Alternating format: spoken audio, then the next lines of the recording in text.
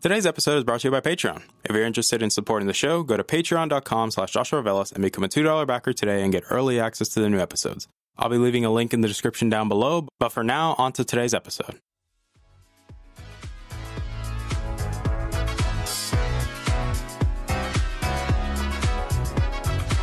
You're listening to the Augmented Experience Podcast. I'm your host, as usual, Joshua Velas. I'm a student, musician, and a gamer at heart. Join me as I sit down every week to talk about all the latest news in the technology, business, and video game world. I hope you guys enjoy.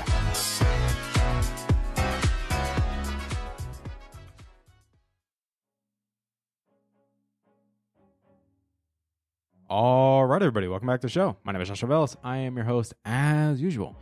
And obviously, today is the Wednesday's episode, so I'm still debating if I want to do the Friday episode or not. I might do it maybe next week, but don't get your hopes up. But obviously, we do have topics. So today's topic is going to be over the iPhone 11 leaks. And I will say I preference this a little bit, that we're not so sure that it's going to be called the iPhone 11. It's just by the naming scheme and everything, but we'll see. But the main reason this is going to be very relevant is because the iPhone launch event is happening very soon. Like, Apple already sent out the invitations last week. We know that it will be, the launch event will be on September 10th is when the launch event will happen. So in about, when you're hearing this episode, about 6 days from now. And this is really interesting because obviously we're getting the new iPhones very quickly. Normally in October is normally when these events happen. But this is going to be interesting to see how this plays out. So, what do we really know so far about the iPhone 11 besides exactly how it's going to look? I'd say there are some interesting things, and a lot of people have been bashing this design for a while now because, yes, the new Pixel is going to have this design as well, but it seems like there's going to be something interesting. And let me explain. So, I will say this very, I'd say not in a dissatisfied way, but you will be expecting a similar looking iPhone again this year. Obviously, all of us were really hoping that Apple just does a 180 and goes on stage, Tim Cook, and just says, hey guys, you know those leaks? Yeah, they're all fake. Here's the real phone. We wish that would happen. Like, a lot of people really wish that would happen with the Pixel 3 launch, because the way Google's advertising was presenting it was that all the leaks we got were fake and that we were going to see the real Pixel. And a lot of us got tricked. And a lot of us really want a company to do that. Obviously, it's probably not going to happen. Google so far, at least, is being, I'd say, the most proactive when it comes to the marketing, is that they're already showing off the main features of the phone. So there's no anticipation. They're already showing you what the phone looks like themselves. They showed the back of it, and then they showed the marquee feature, which was the Face ID stuff. But with the iPhone, we already knew what it looked like because of all the renders and everything and all the trustable sources, and people have been talking about it for months now. That doesn't mean the design is still acceptable, because we're getting the same iPhone design. Again, the only difference is changing the camera and something else on the back, which is overall seems very questionable, especially with the change on the back, but we'll get to it. So the main changes, besides obviously the new processor and the screen and stuff like that, is mainly going to be the camera. That Apple's finally going to adopt triple cameras. So I'm assuming, so we have a telephoto, we have the regular, and then we have an ultra wide, hopefully. Hopefully it's not a portrait camera, because that would be really crappy, because to be honest, most people like having the normal sensor, the telephoto, and the ultra wide, because it overall is a very, very helpful tool, especially when using your phone as your camera, especially because most people rely on their camera, or specifically their phone, as their primary camera. So it's very imperative to have those options there. So I hope they go down this route.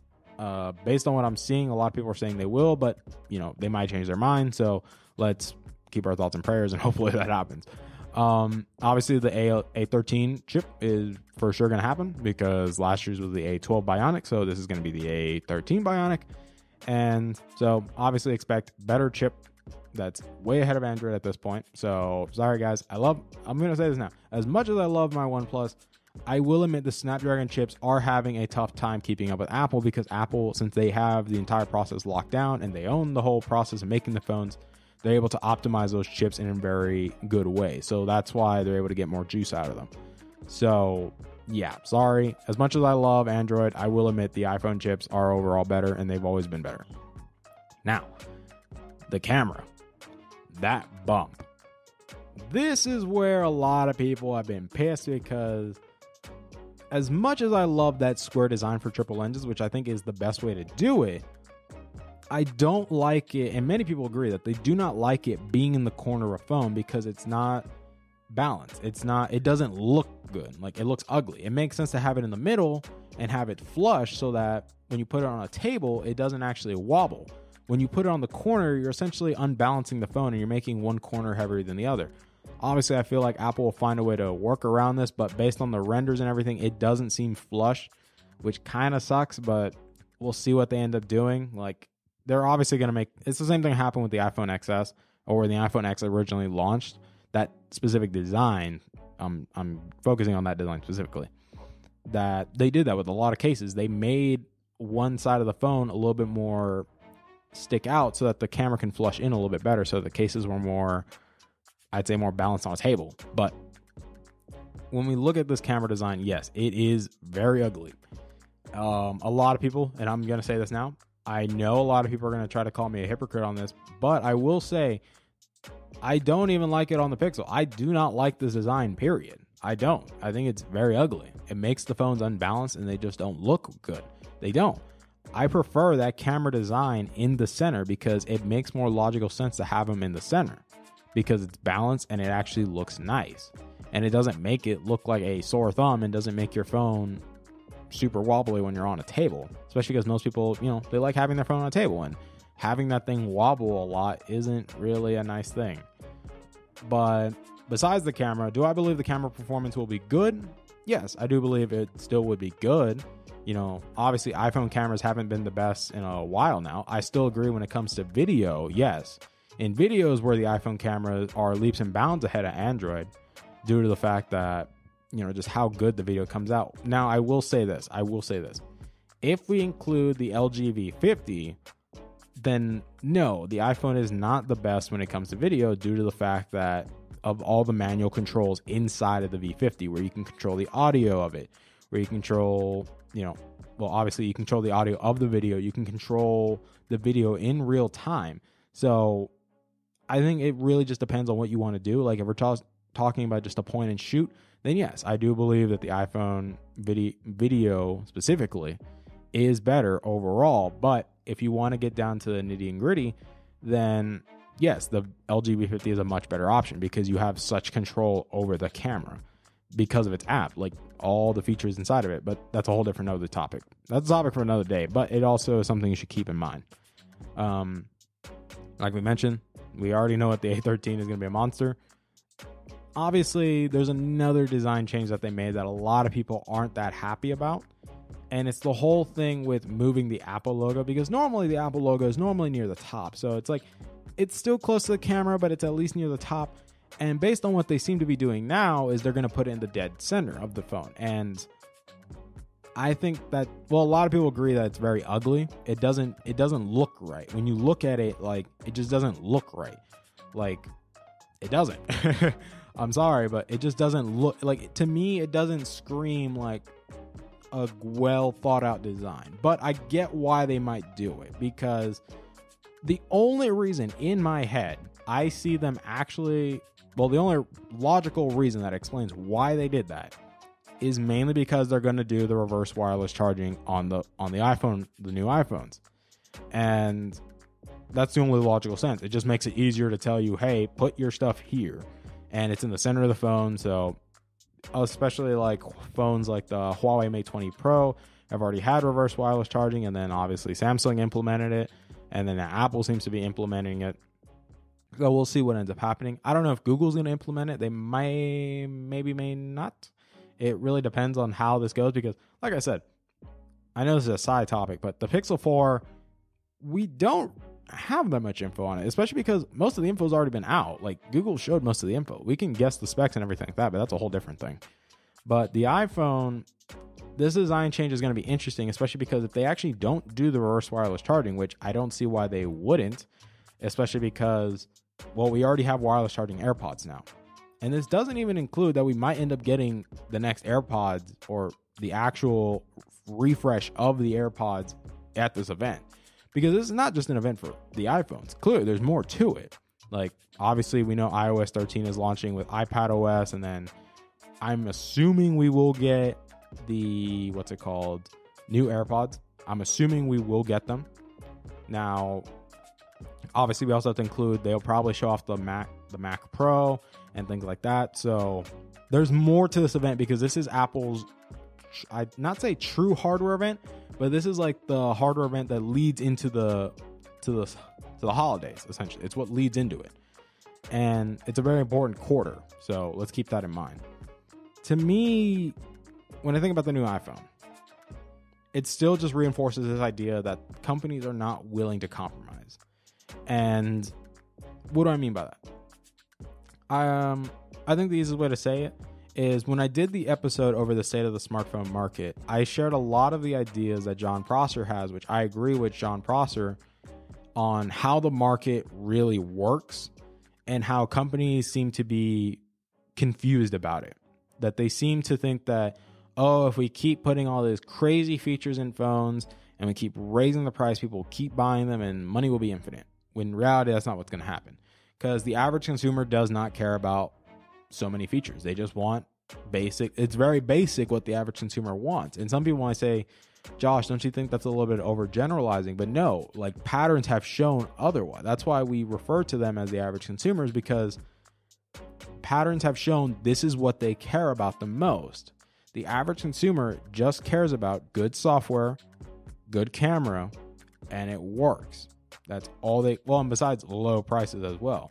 This is why iPhones for a long time were the best selling phones, period, because it was a reliable phone, clean software, good cameras. Because remember, back in the day, Android did not have the best cameras. Now Android has definitely stepped up, and due to the Pixel, they've had to step up even further.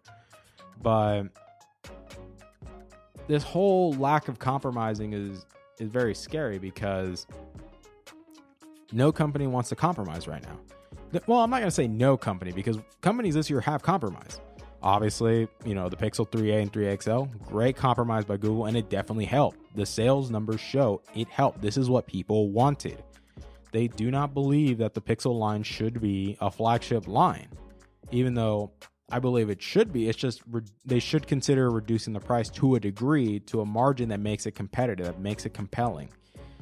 Obviously, when you have OnePlus running around as well, it makes it really hard to justify these flagship prices, especially because you have a very top tier phone for much less.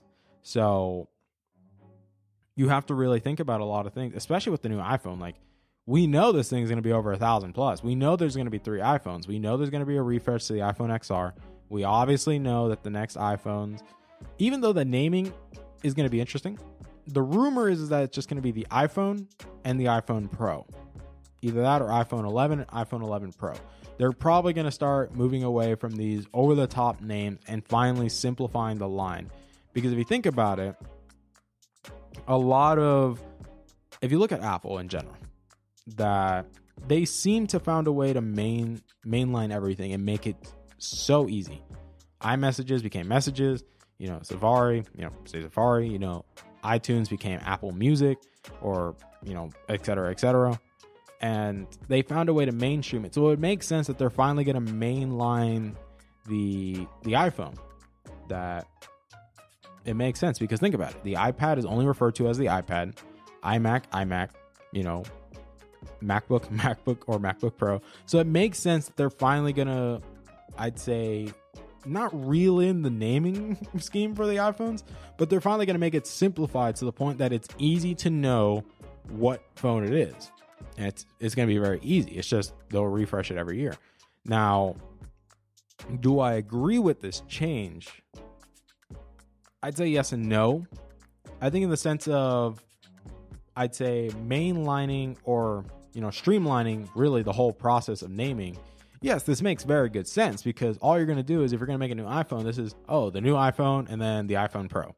And this makes it much easier to identify, which phone you should get. And to me, this is going to be interesting because, like I said, last year we saw a prime example of the naming scheme getting really crazy over the top. We had the iPhone XR, we had the iPhone XS, and then we had the XS Max. Like, okay, we're definitely pushing the naming scheme when we started doing that. Like, to me, that was dumb. Like, don't try to argue with me, because a lot of people agree it was a really dumb idea to name those phones that. We get it. It was an S upgrade, but still, do you really have to go with these crazy names?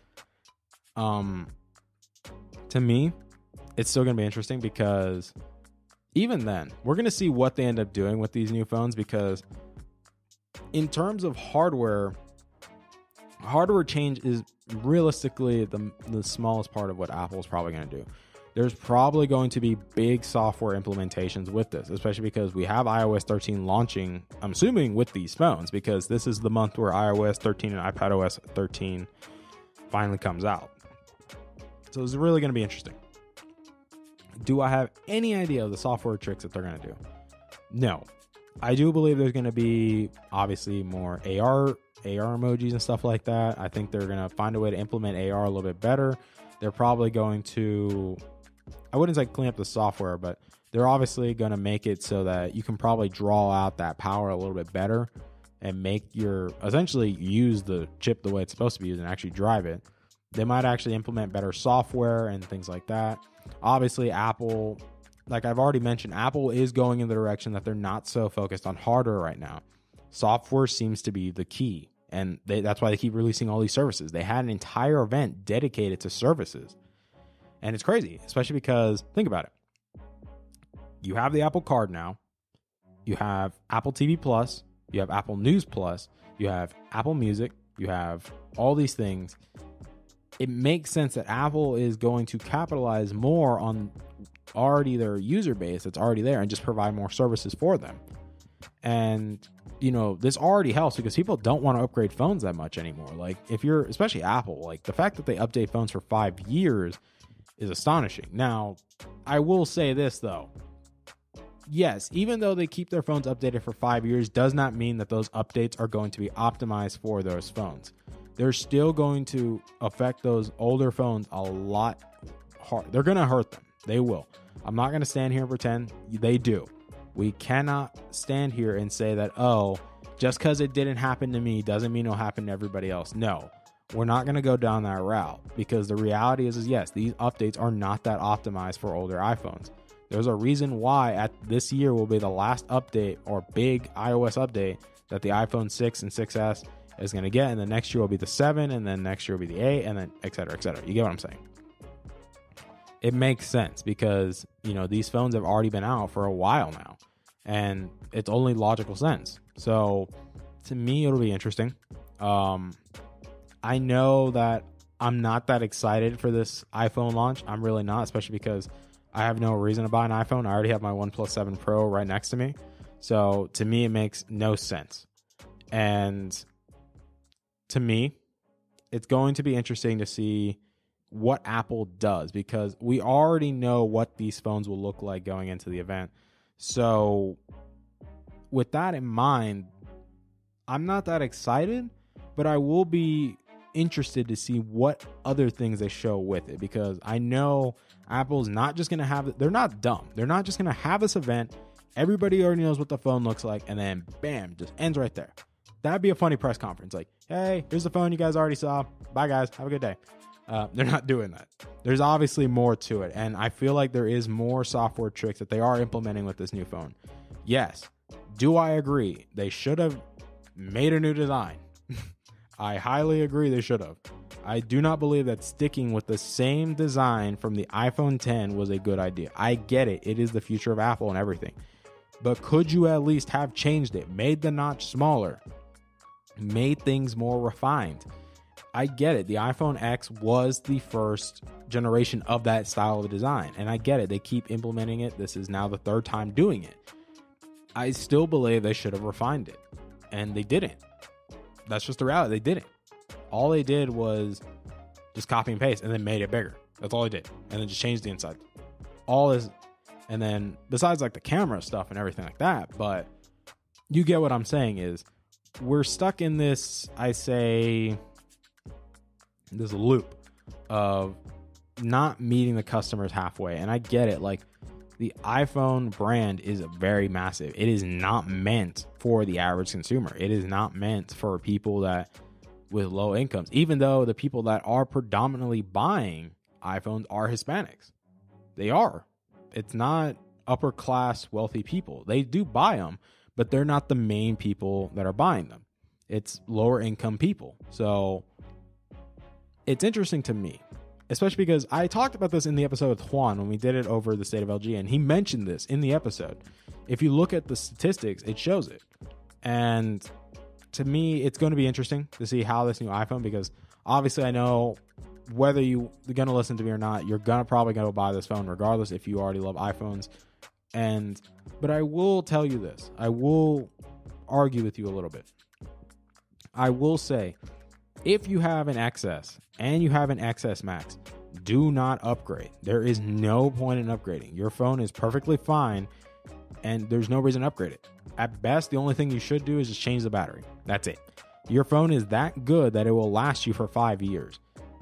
This is why I said it, to me, this is why the market isn't really growing, because, people are starting to realize they don't need to change their phones every year anymore. Even 2 years is pushing it. Phones have gotten so good that they'll be supported for up to 3-5 years. So to me, it doesn't make logical sense. It doesn't. And I get it. Technology is a very fast moving thing. It evolves very quickly. I'm not going to stand here and lie to you guys. It moves very fast. Technology can, at one point, we think it's at one level, and then in a year it'll be somewhere else that's far above it. And then they'll keep doing it over and over and over. Technology is vastly evolving quickly. So this is no longer a game about hardware. This is a game about software. And the reality is that companies don't seem to want to compromise in these price ranges, because they realize that they can just get people to shell out all the money they can. And to me, that's kind of sad, especially because, like I've said, this is a refresh. This is literally just another S upgrade, is all it is. The phone is identical to the XS and XS Max. The only difference is we're getting a better processor, one more camera, changing the design, and then the reverse wireless charging feature. And there will obviously be some AR tricks and everything like that. But to me, it's going to be interesting. I think this event, at the same time, I think we also might see the refresh of the iPad Pro. I highly doubt it, especially because we just got the new iPad Pros in 2018. So usually Apple likes to wait 2 years to refresh them. But even then, the current iPad Pro is amazing. It's a phenomenal machine. I love it to death. So I highly doubt that'll be there. But we'll probably break down the event when it happens on September 10th. We'll probably do an episode that week of the event. So keep your eyes peeled for that. I will say this. To me, this episode, I tried to make sure in my head that this was not a rant, but at the same time, I did want to make sure this episode is being clear that we need to start seeing compromise in the smartphone market. We really do. And these S upgrades are not doing anybody any favors, because all it is just the same phone with minor upgrades. And this is not working. What we need is obviously compromise. We need phones to be reliable and make them worth the value towards the average consumers. I get it. There's going to be a new quote unquote budget iPhone that's still at $750. And even though that's still pushing it, because there are better phones for much less. So I would say be smart buyers, guys. Use your wallets to talk, because your wallets are a very powerful tool when it comes to getting to these companies. Your wallet is what is very powerful. It really is, because without your money, these companies can't do what they want. So I will say, please vote with your wallets. Be smart about these situations, and don't just settle for rehashes. Actually settle for good compromises and make the companies meet you halfway. But at the same time, let's be mindful that we also live in a capitalistic society as well, if you live in the States. So let's be mindful that they still have to make a profit, but let's see where that profit comes from. I think that's more important because a lot of companies are realizing nowadays that hardware is not the game anymore. It's all about software and services. That is what the key is in this entire scenario. So I hope you guys enjoyed today's episode. I know it's hard, especially because I'm not doing Friday episodes weekly anymore. But I thank you guys so much for your time, for listening. I thank you guys for coming back and listening to these episodes. It really means a lot to me. Obviously, based on the stats I saw this morning, we are currently at 468 total downloads. So we're very close to the 500 downloads, very close. So hopefully we can get it this month. I hope you guys keep listening to these episodes. Thank you guys so much for all your love and support. Also, I'm going to give a shout out to my Patreon backers. Thank you guys so much for your patronage. I love you guys to death. Have yourselves a wonderful week, and hopefully I'll see you guys next week. Maybe, who knows? You might see me this Friday, but I'll leave that as a surprise. But until then, I love you guys to death. Have yourselves a wonderful week. Bye, guys.